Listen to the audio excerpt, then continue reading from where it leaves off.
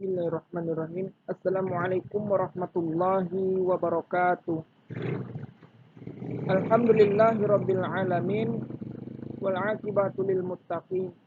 Asyhadu an la ilaha illallah wahdahu la syarikalah wa asyhadu anna Muhammadan abduhu wa rasuluhu allazi la nabiyya ba'da amma ba'du.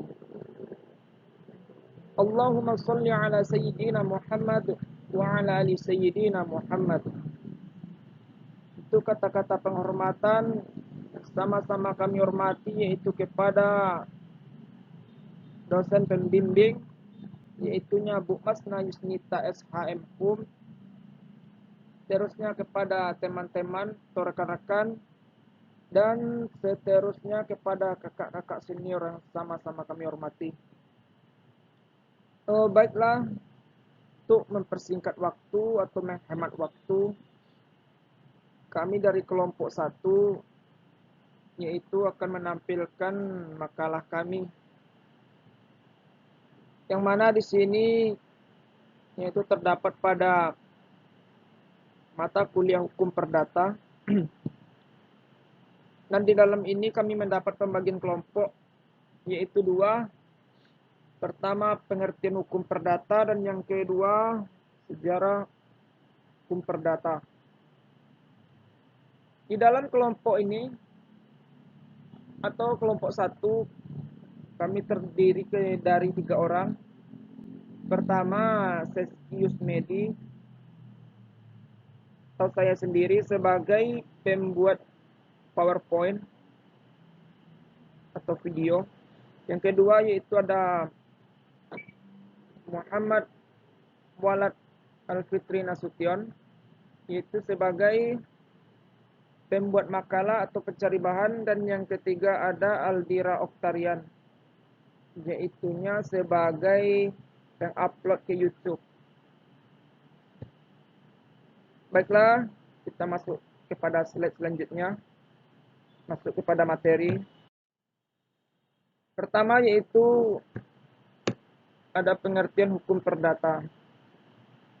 Hukum perdata ini adalah segala hukum pokok yang mengatur kepentingan perseorangan dan juga kitab undang-undang hukum dagang, Wetboek van Kopander atau WIFIKA, beserta sejumlah undang-undang tambahan lainnya seperti ada KUHP Perdata, KUHD, serta jumlah undang-undang tambahan lainnya.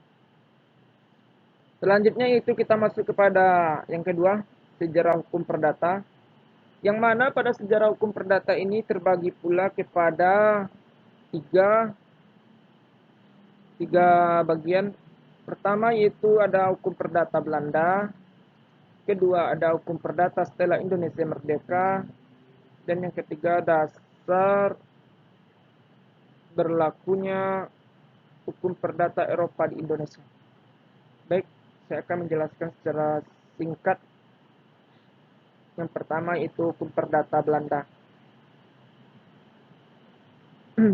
Hukum perdata Belanda ini berasal dari hukum perdata Prancis, yaitu yang disusun berdasarkan hukum Normawi, Corpus Juris Civilis, yang pada waktu itu dianggap hukum yang paling sempurna.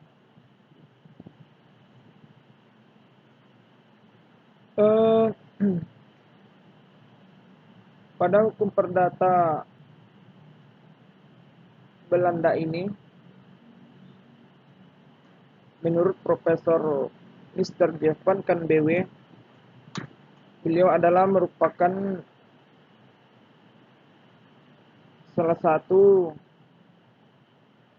terjemahan dari kode Kievil, hasil ciplakan yang disalin dari bahasa Prancis ke dalam bahasa nasional Belanda, yang mana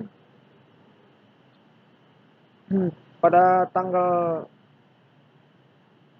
1 Oktober 1838 terjadi pemberontakan di Belgia. Ada 2, yaitu pertama BW atau Kitab Undang-Undang Hukum Perdata Belanda, yang kedua WIFIKA atau yang dikenal dengan Kitab Undang-Undang Hukum Dagang. Kedua yaitu kita masuk kepada hukum perdata setelah Indonesia merdeka. Setelah Indonesia merdeka, KUHP Perdata ini terdiri dari 4 bagian. Pertama, buku 1 tentang orang atau One Person Offense. Nah, di dalam buku ini yaitu mengatur tentang hukum perseorangan dan hukum keluarga. Hukum ini merupakan hukum yang mengatur status serta hak dan kewajiban yang dimiliki oleh subjek hukum. Antara lain ketentuan mengenai timbulnya hak keberatan seseorang. Yang kedua yaitu ada buku yang kedua tentang benda atau dalam bahasa Inggrisnya Zakenrecht, yang mana buku ini mengatur tentang hukum benda dan hukum benda ini merupakan hukum yang mengatur hak dan kewajiban yang dimiliki subjek hukum yang berkaitan dengan benda, antara lain hak-hak kebendaan, waris, pinjaman, dan lain-lain sebagainya.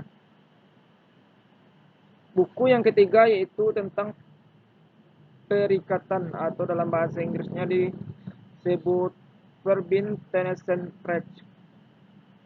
Nah, di dalam buku ini juga mengatur tentang hukum perikatan atau kadang juga disebut sebagai perjanjian. Walaupun istilah ini sesungguhnya mempunyai makna yang berbeda. Nah, hukum ini merupakan hukum yang mengatur tentang hak dan kewajiban antara subjek hukum di bidang perikatan. Antara lain tentang jenis-jenis perikatan yang terdiri dari perikatan yang timbul dari undang-undang dan lain-lain sebagainya.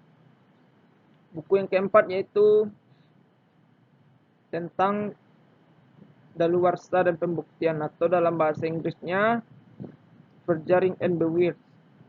Nah, buku ini yaitu mengatur tentang hak dan kewajiban subjek hukum, khususnya batas dan tenggang waktu. Dan yang terakhir yaitu kita masuk kepada dasar berlakunya hukum perdata Eropa di Indonesia.